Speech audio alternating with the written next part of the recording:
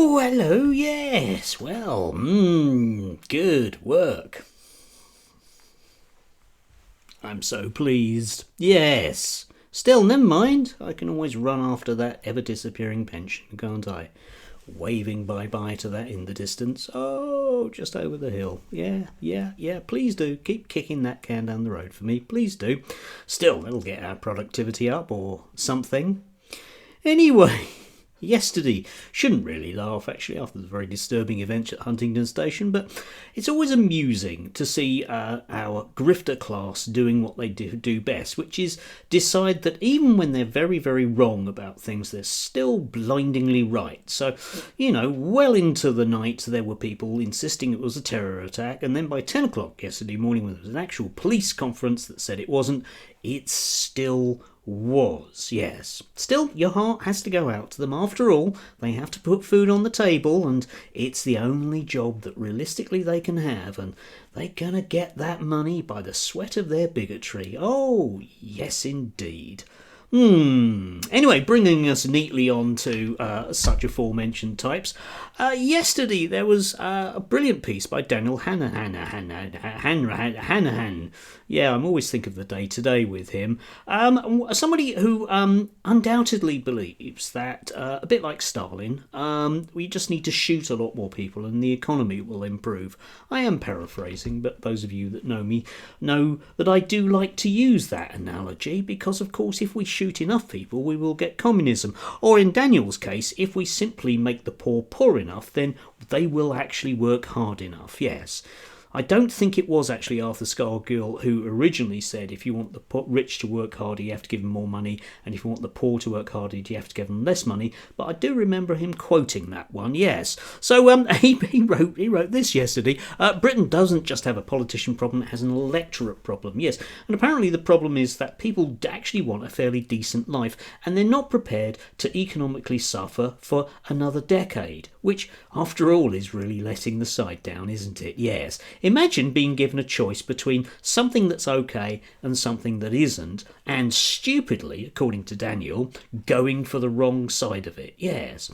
Now, I don't really mind with Daniel. I think if he's very, very keen on these ideas, that what we really need to do is get him and all the like-minded entrepreneurs, cough cough, into a field and leave them to it for about 48 or, 64 odd hours. Because, being such glorious entrepreneurial types, they'll certainly made $1 billion or so by lunchtime, won't they? Or possibly they'll have just died. But either way, it'll be a victory for the rest of us.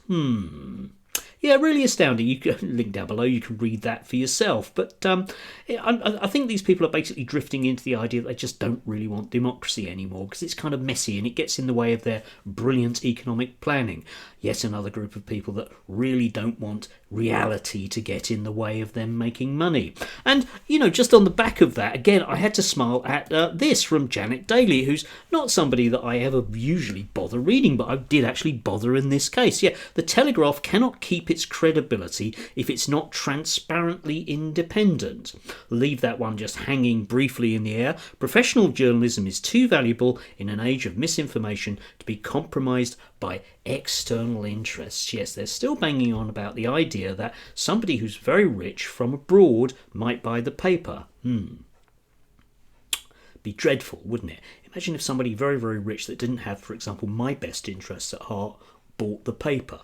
I don't know why it is that they're so anti this particular consortium. I guess they have a vested interest in it being not that particular Redbird consortium, but it's not going to make a blinding bit of difference in my life if certain people have ties to, the Chinese Communist Party. After all, we have the Reform Party who have certain ties to, Putin's Russia, and we have, in look no further, one might argue, than our previous Prime Minister, Mr. Boris Johnson, who seemed to have a lot of interesting contacts with overseas interests one way or another, and it didn't seem to realistically make a blinding bit of difference to my life. I mean, if he'd had, been paid off by, let's say, I don't know, the Saudis, as opposed to, let's say, a group of Russians, how would my life materially be any worse than it is now? And the answer is not at all, because the games that they play and the people that they're interested in don't include me. They do like to say these things, but I'm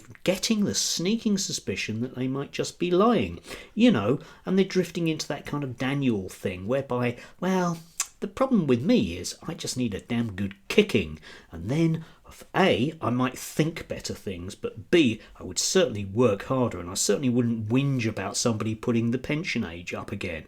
After all, after 25 years in the education business, I don't really deserve anything, do I? Not like Dan. No.